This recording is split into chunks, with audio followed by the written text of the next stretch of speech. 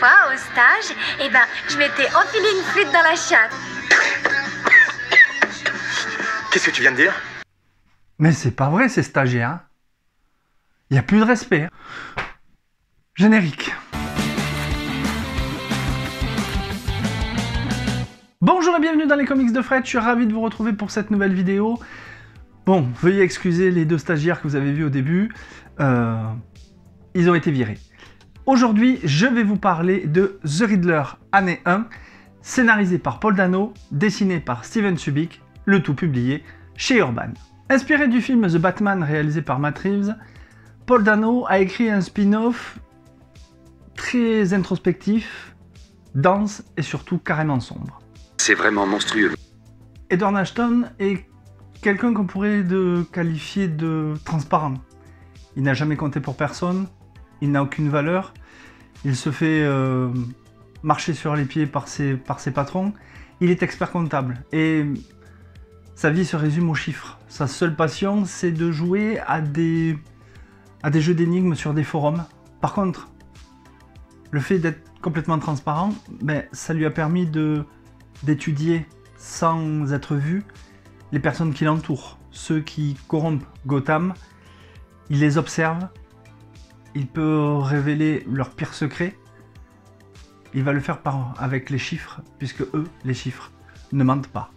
Au final, après ce que je viens de vous dire, la question centrale du comics The Riddler, c'est comment un génie de la compta est devenu le pire psychopathe de Gotham. Du point de vue du scénario, on peut dire que le scénariste de ce comics, Paul Dano, est hyper impliqué dans le projet, puisqu'en effet, il a joué le rôle du Riddler dans le film The Batman de Matt Reeves.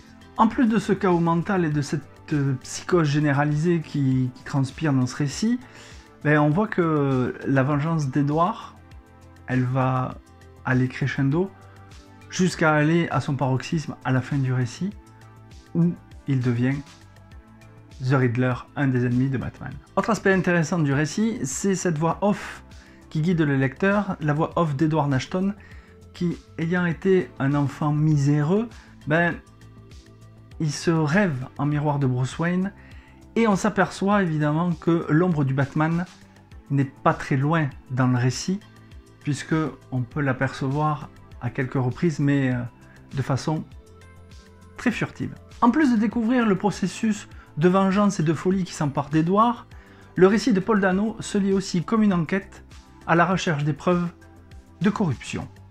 Concernant les dessins, évidemment on va s'attarder un petit peu sur la couverture, qui est aussi énigmatique que le personnage de The Riddler. Subic qui nous propose une couverture qui est glauque, poisseuse et surtout mystérieuse et tellement bien dessinée.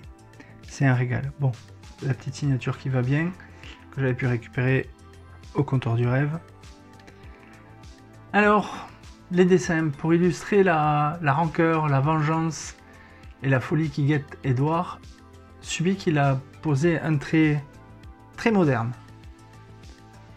et graphique, avec des silhouettes et des formes parfois assez floues, à la limite même de l'impressionnisme.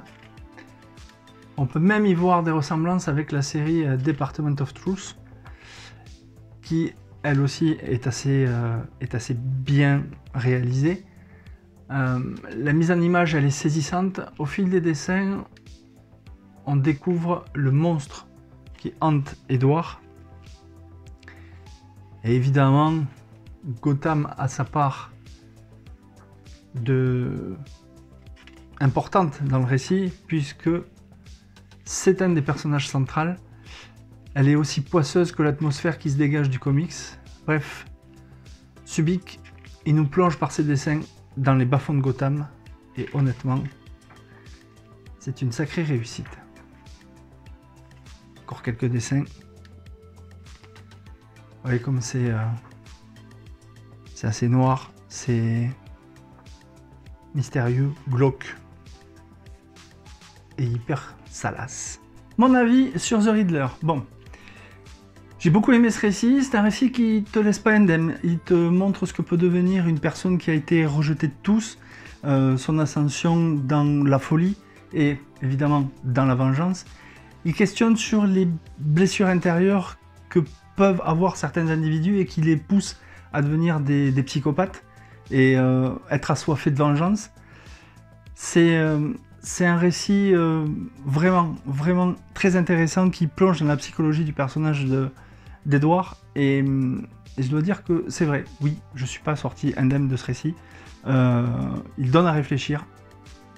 Mais si tu as aimé le film The Batman, The Riddler, pour prolonger le plaisir, c'est fait pour toi. Voilà, cette vidéo est maintenant terminée. J'espère que ça vous a plu, que ça vous a donné envie de lire The Riddler en est un. Et dites-moi dans les commentaires ce que vous en avez pensé, si vous l'avez lu, si vous comptez vous le procurer. Quant à nous, on se retrouve très bientôt pour une prochaine vidéo. En attendant, lisez des comics, des BD, c'est bon pour le moral. Ciao ciao!